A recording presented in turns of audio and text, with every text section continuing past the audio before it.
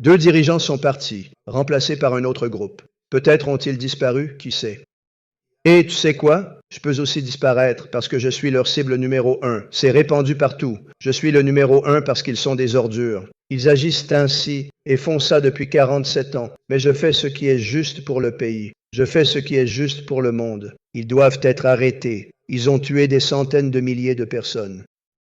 Ils ont tué 52 000 personnes lors de récentes manifestations. Alors, quand vous dites que nous ne faisons pas du bon travail, je pense que nous sommes phénoménaux. Notre armée a été incroyable.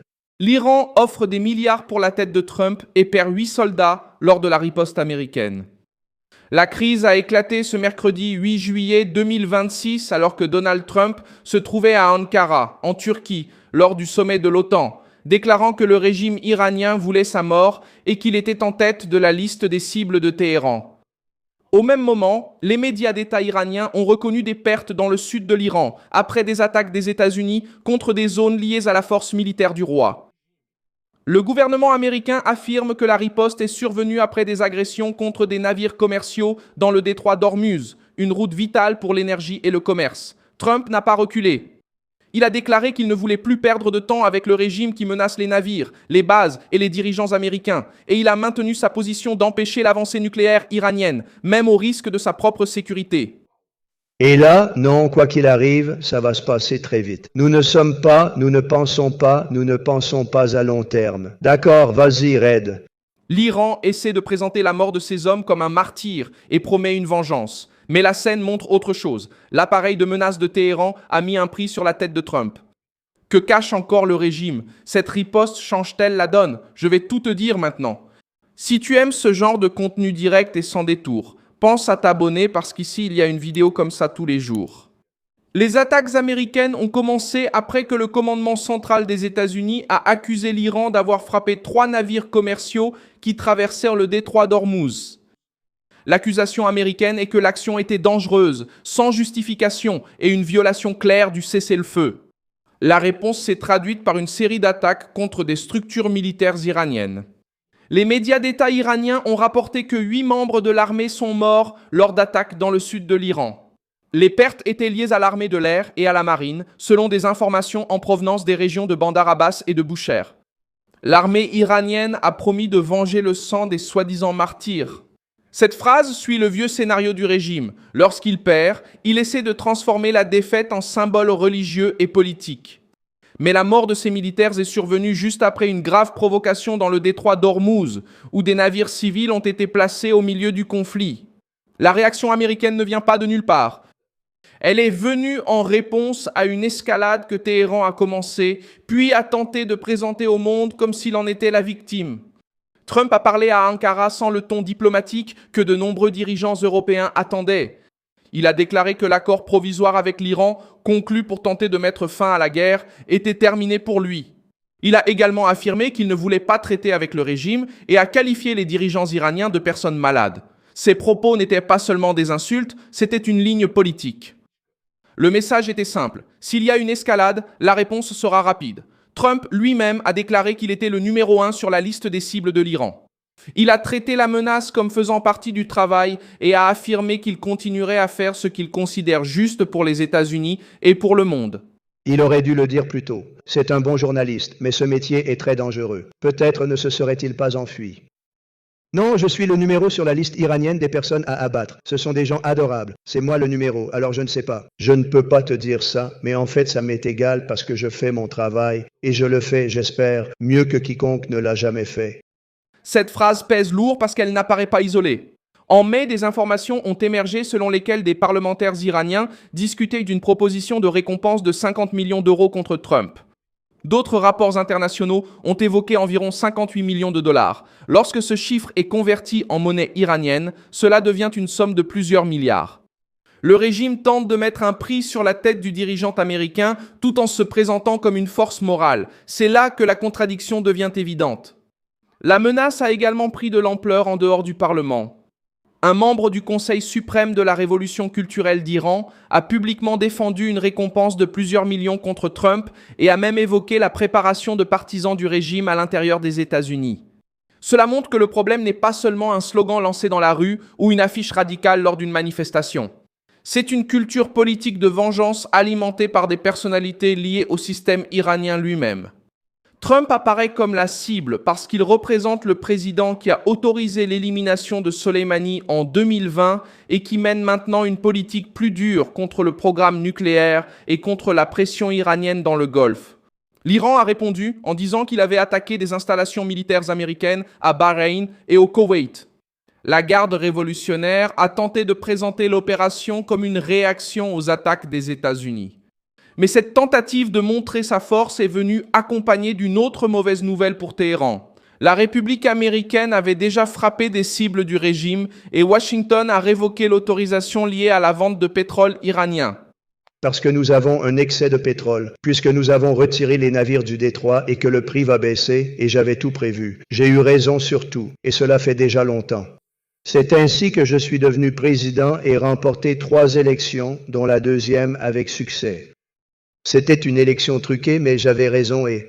Trump essaie de briser exactement ce chantage. Il a dit que tout ce qui arrivera sera résolu rapidement, et il a affirmé que les États-Unis ont beaucoup de pétrole.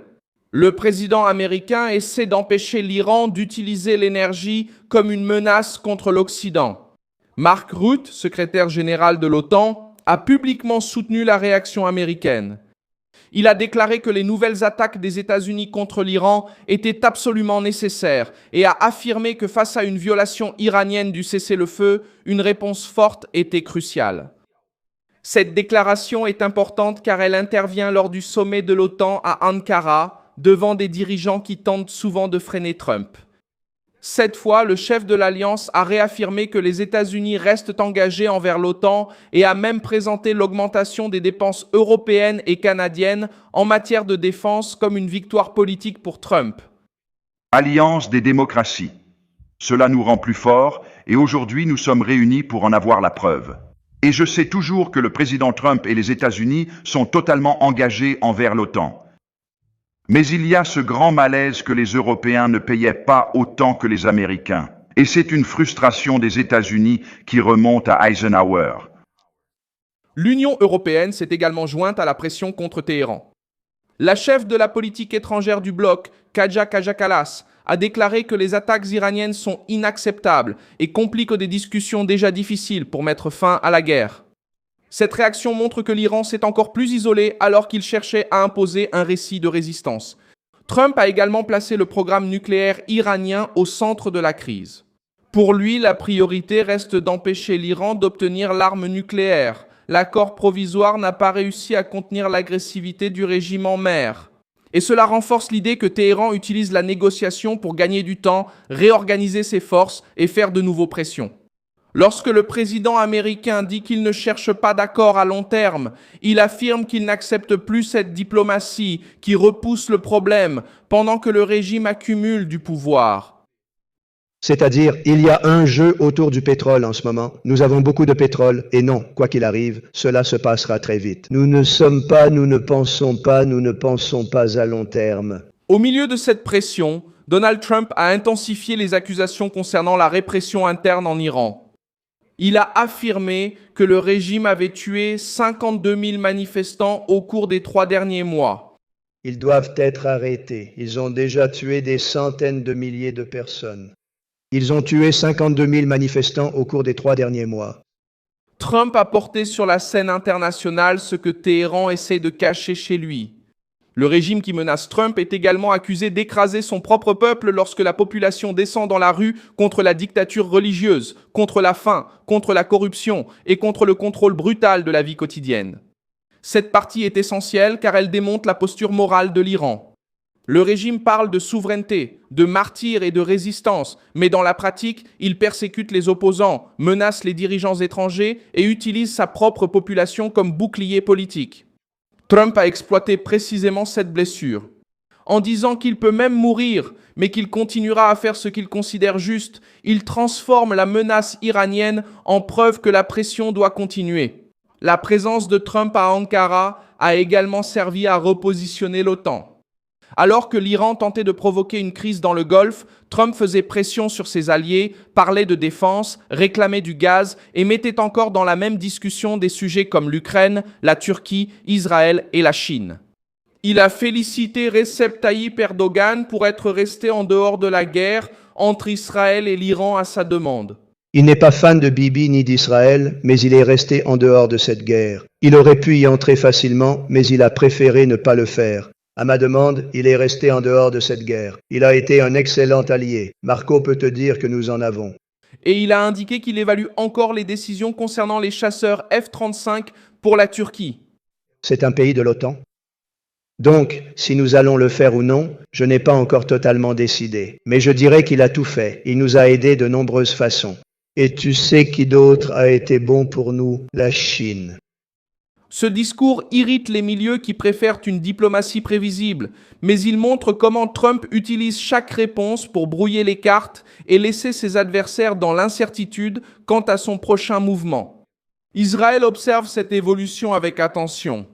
La tension avec la Turquie a augmenté parce que Erdogan a durci son discours contre Israël, tandis que des personnalités israéliennes considèrent Ankara comme une menace stratégique potentielle à l'avenir. Même ainsi, Trump a tenté d'utiliser sa relation avec Erdogan comme un frein pour empêcher la guerre de se propager. Le message est gênant pour toutes les parties. Washington veut empêcher l'Iran d'avancer, mais veut aussi contrôler qui entre et qui reste en dehors du conflit. La crise se poursuit maintenant sur 3 fronts ouverts. Dans le Golfe, le détroit d'Ormuz reste un point de tension pour les navires et les marchés. À Ankara, l'OTAN tente de montrer son unité tandis que Trump force les alliés à choisir leur camp. À Téhéran, le régime essaie de cacher ses pertes derrière la promesse de vengeance.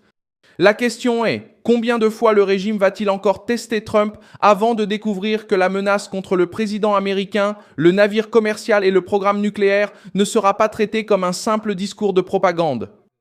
Merci beaucoup d'avoir regardé cette vidéo jusqu'à la fin. Soutenez notre projet et contribuez financièrement via la clé Pix qui apparaît à l'écran.